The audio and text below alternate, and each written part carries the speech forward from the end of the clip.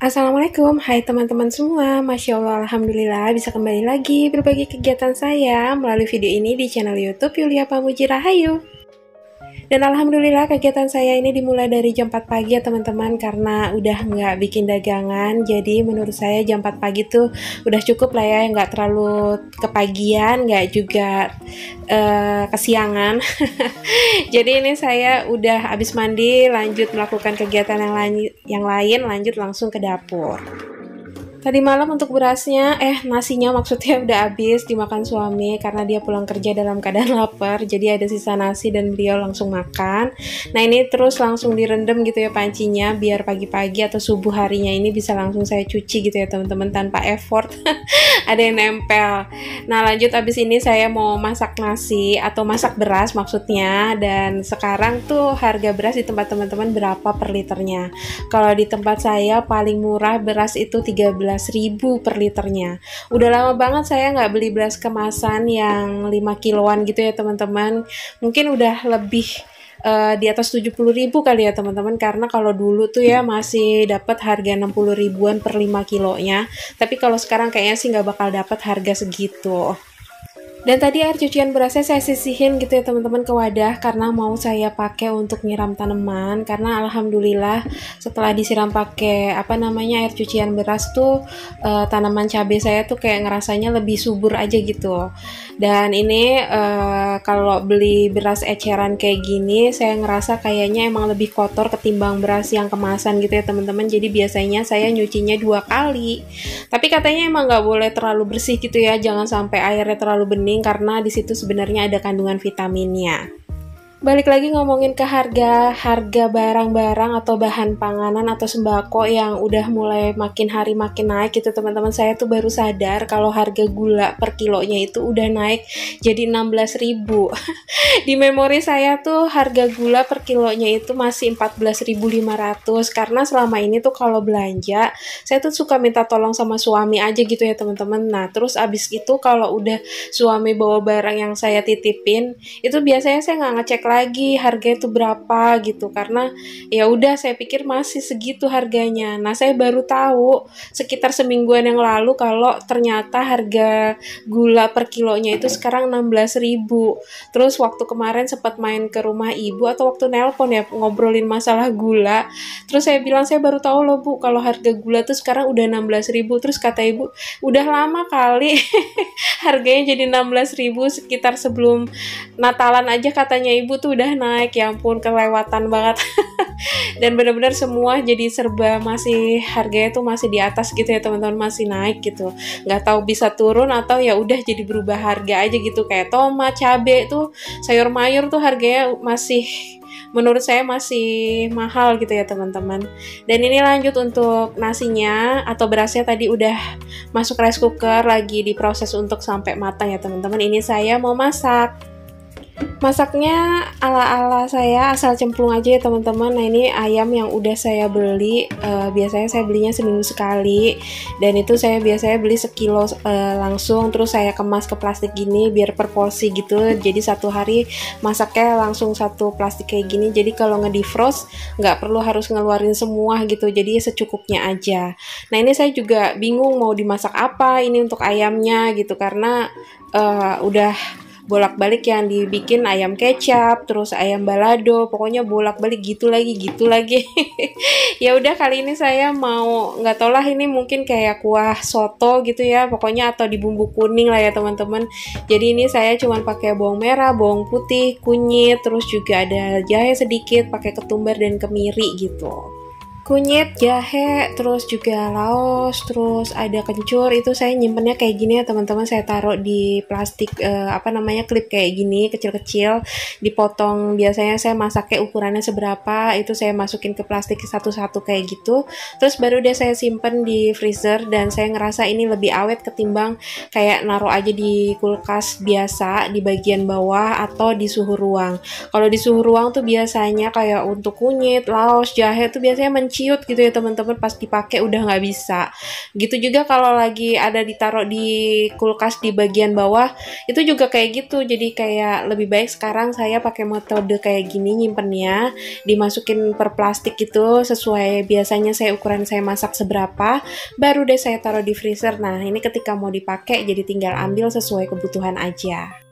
Dan kali ini untuk bumbunya mau saya ulek aja ya teman-teman, nggak pakai blender, karena menurut saya kayak udahlah, kayak bumbu kayak gini sih gampang gitu ya untuk diulek, dan juga cuma sedikit, terus juga biar nggak terlalu berisik gitu ya. Kasihan tetangga gitu ya terlalu keberisikan sama aktivitas saya yang selalu terlalu pagi. Terus juga hemat listrik. Emang seberapa ya listriknya, pokoknya gitulah, pokoknya enakan diulek gitu ya. Dan barusan tadi saya tambahin ketumbar sedikit aja. Pokoknya ini bumbu ngarang-ngarang aja deh teman-teman, saya nggak tahu ini judulnya masak apa, pokoknya ya kayak gini aja, semua bumbu yang ada saya campur rata. Terus barusan saya kasih garam gitu ya teman-teman.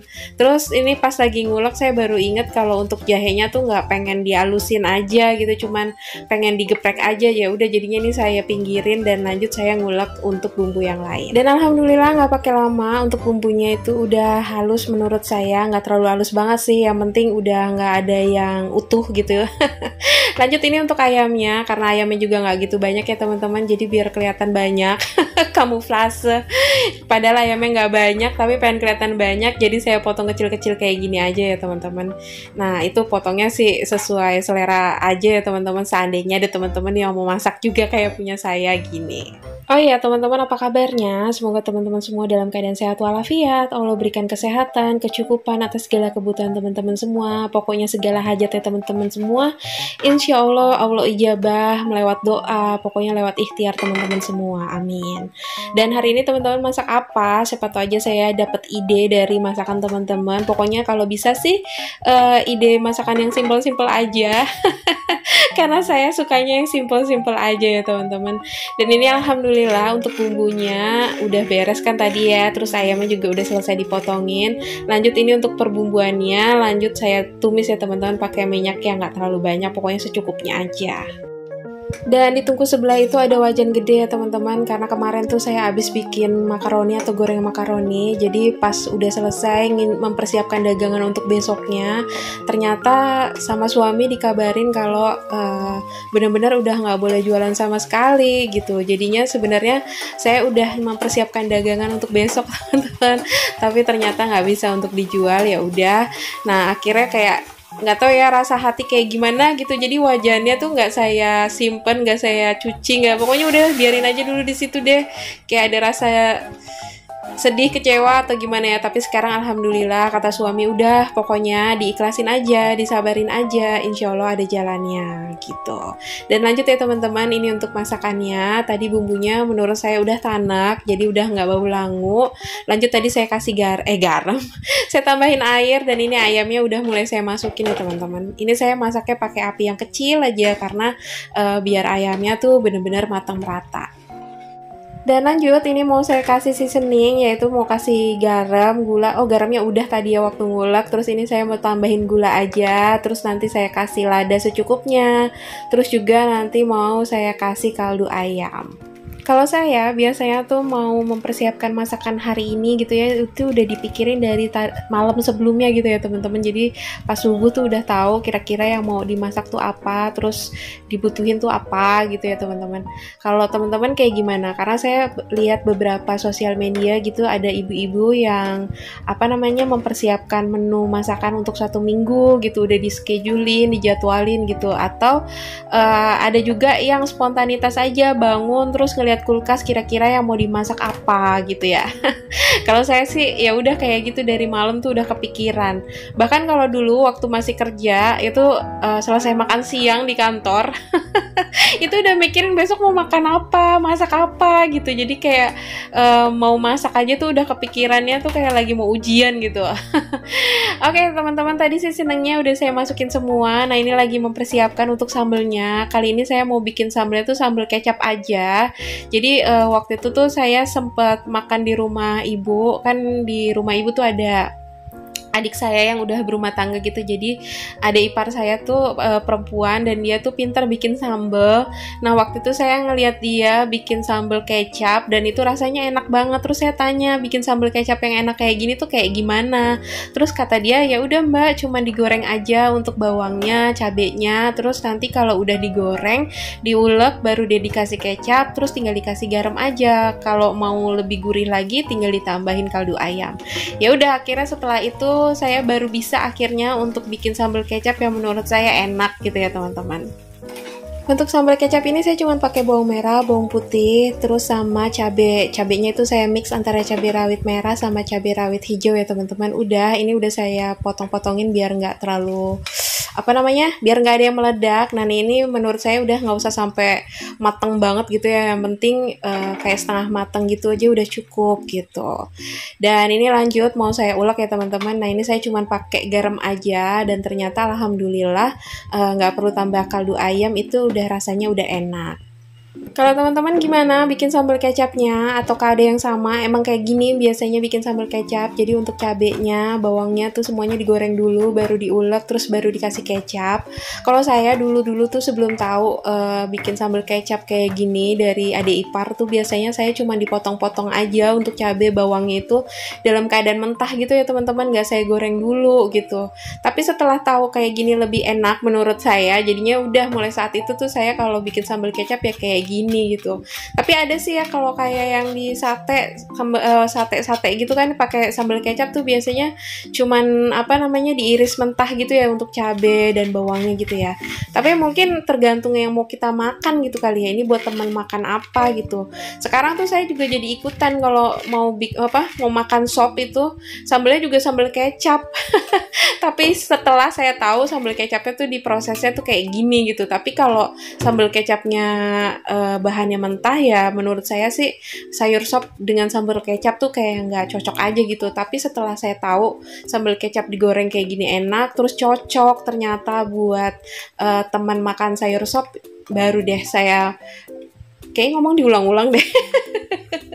Ngomongnya gitu lagi ya. Pokoknya intinya sekarang saya kalau bikin sambal kecap ya kok yang ngene gitulah ya. Udahlah ya, stop masalah sambal kecap. Lanjut ya teman-teman, ini untuk ayamnya udah mateng, terus untuk kuahnya juga udah pas gitu menurut saya. Dan ini saya tambahin togenya ya teman-teman, jadi biar lebih banyak aja untuk sayurnya. Dan menurut saya sih kayak cocok-cocok aja ya kalau untuk sayur kuah kuning kayak gini ditambahin toge. Lagian juga sayang takutnya togenya nggak kemakan, daripada sebelum rusak, jadi lebih baik saya olah aja masuk ke dalam sayur ini. Dan alhamdulillah untuk sayurnya ini udah mateng, terus juga sambal kecapnya juga udah beres. Jadi untuk urusan perbekalan dan masakan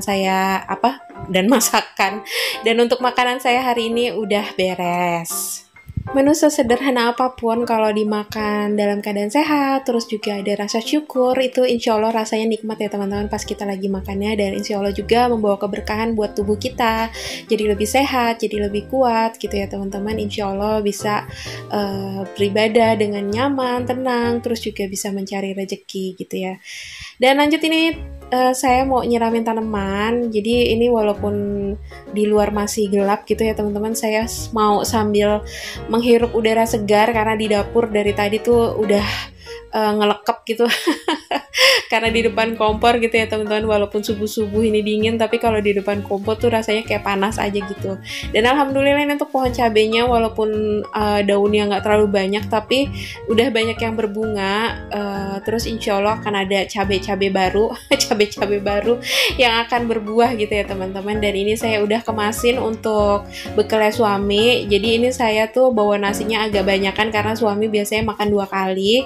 Jadi untuk sayurannya ini saya kemas jadi 2 gitu ya, jadi biar dia nggak sibuk ngebaginya nanti, jadi udah saya kemasnya udah dibagi 2 gitu. Dan ini saya udah bikin bread pizza ya teman-teman yang buat dijual sebenarnya, tapi ya udah nggak apa-apa, nanti kita makan sendiri aja.